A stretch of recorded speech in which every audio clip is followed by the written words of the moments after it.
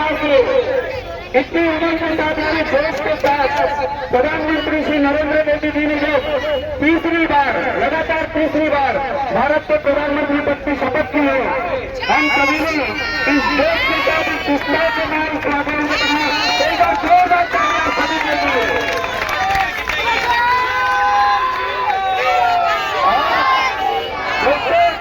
जब लोकसभा का चुनाव शुरू हुआ, प्रधानमंत्री नरेंद्र मोदी जी हम सभी के नेता देश के हमने चाहा पसंद किया, लेकिन हमारी जब रिजल्ट आया तो दुर्भाग्यवश हमारी थोड़ी सीट कम हो गई, कम आ गई।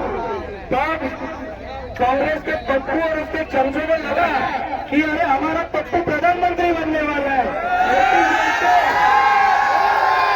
लेकिन दोस्तों 2 दिन के बाद पप्पू और उसके चमचों की आंख खुल गई कि आया तो मोदी, आया तो मोदी, आया तो मोदी। और जो बड़ी बड़ी बातें कर रहे थे कि हमने चुनाव जीत लिया, मोदी जी को हरा दिया, अरे उन कांग्रेसी चमचों को जाके कोई एक बात बताओ, 240 सीट बीजेपी अकेली, 240 सीट नरेंद्र मोदी अकेला, 230 से 50 अरे मोदी जी के पैरों के जीव के बारे में तुम्हारा पक्ष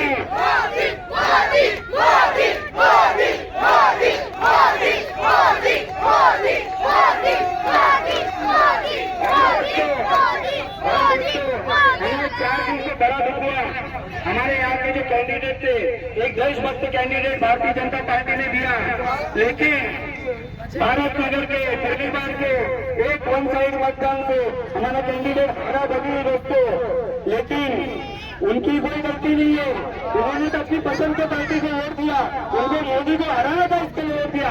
लेकिन आज हमारे देश में ऐसे भी कुछ गद्दार भी है जिन्होंने मोदी जी के साथ, देश के साथ, हमारे हिंदू धर्म के साथ धोखा किया दोस्तों। और एक चीज आप याद रखना, इन गद्दारों को आगे आने वाले समय में सबक सिखाने के लिए आप सब रेडी है कि नहीं, तैयार है कि नहीं दोस्तों। आज आप सभी भारी संख्या में यहाँ पर उपस्थित हुए, वोट क्रमांक खास करके मैं एक बात बताना चाहता हूँ, कांग्रेस को ये उबाटा वालों को लगेगा उन्होंने बहुत बड़ा तीर मार लिया है, लेकिन दोस्तों वोट 94 में, इस वोट 94 में आप सभी पदाधिकारी कार्यकर्ताओं की मेहनत से और वोट 94 से हमारे सभी हिंदू भाइयों बहनों की वजह से वोट 94 में भारतीय जनता पार्टी कांग्रेस को हराकर 1200 वोट की लीड लेकर आ गई। और वोट 94 में अगर कोई झंडा ले रहा है तो भारतीय जनता पार्टी का भगवा झंडा ले रहा है दोस्तों। और सभी की मेहनत का नतीजा है, इतना ही पंजे को वोट डालो, पंजे को वोट डालो बोलते रहे लोग, लेकिन इस वोट के हिंदुओं ने सिर्फ और सिर्फ कमल का बटन दबाया, मोदी जी के लिए दबाया दोस्तों। और यही आशा करते हैं आगे आने वाले समय में भी आप सभी का साथ, आप सभी का प्यार मोदी जी के लिए, भारतीय जनता पार्टी के लिए ऐसे ही बना रहेगा, क्योंकि ये लड़ाई दोस्तों, ये लड़ाई कोई बीजेपी की लड़ाई नहीं है, ये लड़ाई देश के लिए, इस हिंदू धर्म के लिए हम लड़ाई लड़ रहे हैं। जिसको हिंदू धर्म के लिए, जिसको देश के लिए, देश के सुरक्षित भविष्य के लिए हमारा साथ देना है, आगे हमारे साथ सभी जन आएंगे और एक ना एक दिन वापस आज जो भगवा लहरा है, जो कुछ जगहों पर लहराना बाकी रह गया, पूरे देश में 2029 में पूरा देश में भगवा लहरा। भारत माता की जय,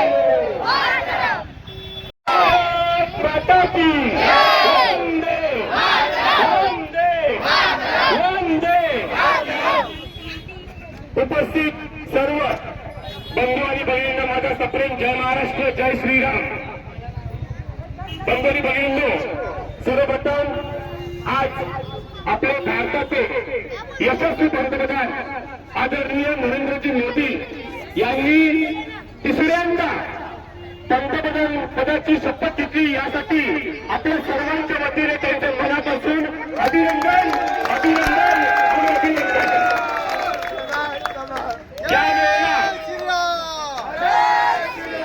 ज्या वेळेला 4 जूनला निकाल लागला, आपण सर्वांनी रणरणच्या उन्हामध्ये 38 डिग्री सेल्सिअस मध्ये सर्वांनी प्रचार केला, आमच्या माता भगिनींनी प्रचार केला, कामाच्या धारा त्या ठिकाणी वाहत होत्या. ज्या वेळेला निकाल लागला तो निकाल पाहून आम्हा सगळ्यांना धक्का बसला.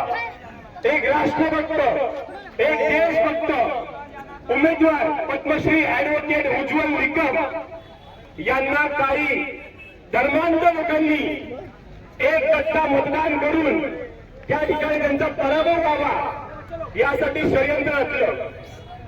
बंधू आणि भगिनींनो, त्या दिवशी आम्हाला समजलं की आपल्या परिसरातलं कसं मतदान झालेलं आहे आणि भेरडपाडा, नौपाडा, गोळीबार, भारतनगर येथून कसं मतदान झालेलं आहे. पण त्यांनी जे काही मतदान केलेलं आहे हे आम्ही कदापि विसरणार नाही. येणाऱ्या निवडणुकांमध्ये याचा बदला 100% घेतला जाईल.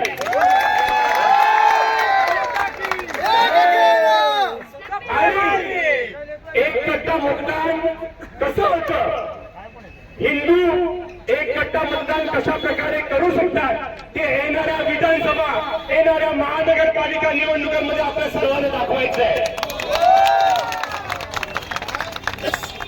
ज्या पद्धतीने यांनी षडयंत्र रचलेलं आहे हे उघडे पडलेले आहे. काँग्रेस उपनायक यांनी आपल्या एका मराठी उमेदवाराला हरवलेला आहे, त्यांचा पराभव केलेला आहे आणि याची किंमत त्यांना येणाऱ्या निवडणुकांमध्ये चुकवावी लागेल. बंधू भगिनींनो, आज आपण सर्वजण मोठ्या जोशात, मोठ्या उत्साहात या ठिकाणी आलात. आपण एक सण साजरा करतो तसा या ठिकाणी एक सण साजरा केला, एक उत्सव साजरा केला. येणाऱ्या काळामध्ये आपल्याला गाफील न राहता खूप काम करायचंय. आपल्या विभागातील लोकांचे प्रश्न त्या ठिकाणी सोडवायचे आणि विशेष करून आपल्या विभागातील ज्या अडीअडचणी आहेत त्या आपल्याला सोडवायच्या आहेत. यासाठी आपण सर्वजण कटिबद्ध राहूया. विकसित भारताचा जो संकल्प आहे तो पूर्ण करण्यासाठी आपण सर्वांनी जे योगदान दिलं आणि 2024 मध्ये आपण या वार्ड क्रमांक 94 मध्ये लीड करण्यासाठी जी काय मेहनत घेतली त्यासाठी मी आपल्या सर्वांना शतशः नमन करतो या ठिकाणी. आणि या पुढील निवडणुकांमध्ये अशीच आपल्यामध्ये एकजूट ठेवूया आणि एक दिलाने ही लढाई आपण लढूया. 100% यश आपल्याला मिळेल अशी या ठिकाणी खात्री बाळगतो. पुन्हा आपल्या सर्वांना या ठिकाणी धन्यवाद देतो. नमस्कार. जय हिंद, जय महाराष्ट्र, जय श्रीराम. धन्यवाद. जय श्रीराम. भारत माता की, भारत माता की. जैसा कि आप लोगों को मालूम ही है कि भारत के आजादी के 78 सालों के रिकॉर्ड में पहली बार, तीसरी बार कोई प्रधानमंत्री बहुमत के साथ बनने जा रहा है तो हमारे आपके प्रधानमंत्री नरेंद्र मोदी जी हैं. लोग कहते हैं कि 3 बार तो पंडित नेहरू जी भी बने थे, हाँ, लेकिन एक बार वो चुनाव में नहीं गए थे, सिर्फ 2 बार बने थे प्रधानमंत्री, चुनाव जीत गया. इसलिए मोदी जी को ये जीत बहुत ही बड़ी जीत है, हमारी आपकी बहुत बड़ी जीत है. उसके लिए मोदी जी को धन्यवाद करना चाहिए, क्योंकि 61 दिनों के चुनाव प्रचार के दौरान और उससे पहले योगेश जी जो उन्होंने 22 फरवरी के पहले 11 दिन का अथक व्रत किया था और उन्होंने जो मनौती हमारे आपके लिए माने थे कि देश की सेवा, भारत माँ की सेवा, यही एक लक्ष्य और पूरा अधूरा है. उसके लिए भारत के प्रधानमंत्री को धन्यवाद करना है, हमारी जनता को धन्यवाद करना है. जैसे कि वार्ड क्रमांक 94 के आप सभी कार्यकर्ता, यहाँ की जनता, हिंदू, भारतीय, सब लोगों ने मिलकर अथक प्रयास करके लड़ाई लड़ी और 1200 वोटों की लीड ली है. वो 1200 वोटों की लीड आगे चल के रुपेश भाई आप लोगों के नेतृत्व में 94 की लीड 12,000 की करने का टालना है आपको. ये सब बनने के लिए करने के लिए हिंदू धर्म को जब ढूंढ रहे थे, उनकी गद्दारी देश की जनता और राष्ट्र 94 की जनता ने देखी है। उसका जवाब देने का समय नजदीक आ रहा है दोस्तों। 5 महीने 6 महीने बाद चुनाव वापस है। इतनी जल्दी भगवान किसी को मौका नहीं देते। हमको आपको दिया जा रहा है, ऊपर वाले के रहमो करम है कि हमको आपको 6 महीने में भी उनके दांत खट्टे करने का मौका वापस से मिलना चाह रहा है विधानसभा चुनाव में। और लोकेश जी, हमारा आप लोगों ने जो निकाल के बाद हम लोगों ने सर्वे किया, जांच पड़ताल में हम लोगों को रिजल्ट मिला, उसमें हिंदू शेरनिया गौरव की बात है, क्योंकि उन्होंने हिंदू शेरों से 5% अधिक मत करके भारतीय जनता पार्टी को वोट दिया है। मोदी जी को अपना भाई, अपना बच्चा, अपना नेता, अपना युवा, राष्ट्रभक्त मानने वाले हम लोगों के दिल पर 4 जून को काफी धक्का लगा था। लेकिन आप लोगों को एक चीज ध्यान में रखना चाहिए कि अगर शेर के पैर में कील चुभ जाए तो कीमत नहीं राज किया करता, शेर ही राज करता है। और शेर को 2 दिन तक, 4 जून से लेकर 6 जून तक शांत मन से कुछ बोला नहीं, तो कई पतरू और उनके चमचे को लगा कि सत्ता तो कांग्रेस की आई। अरे अमित शाह जी जैसे रणनीतिकार और नरेंद्र मोदी जैसे विश्व विजेता नेता अगर हमारे आपके पास है तो हमको आपको डरने की जरूरत नहीं है, जरा भी हारने की जरूरत नहीं है। क्योंकि अटल जी कहते थे हार भी और जीत भी वर्ण करने आना चाहिए, उसको एक्सेप्ट करने आना चाहिए। हमने एक्सेप्ट किया, बचाया। उस दिन जब इन लोगों ने पटाखा फोड़ा तो शर्म आ रही थी हर हिंदू को। हर लोग हमको, लोकेश भाई को, रुपेश भाई को कह रहे थे इनको शर्म भी नहीं आती है, पंजे को साखे पे लगा दिया।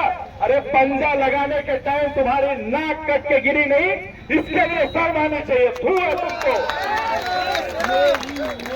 अरे जिस पंजे के खिलाफ, जिस कांग्रेस के खिलाफ लड़ते लड़ते हिंदू हृदय सम्राट हमारे आपके पूर्वज नेता, महाराष्ट्र के दिग्गज पुरुष बाला साहब ठाकरे ने अपने जीवन को खपा दिया, उसके कोर्ट में बैठे हुए तुम्हें शर्म नहीं आई क्या?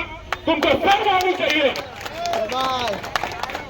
सत्ता के लोग में, अरे सत्य को छोड़ने वाला, सत्ता के लोग में सत्य को छोड़ने वाला तुमको जनता बख्शेगी नहीं।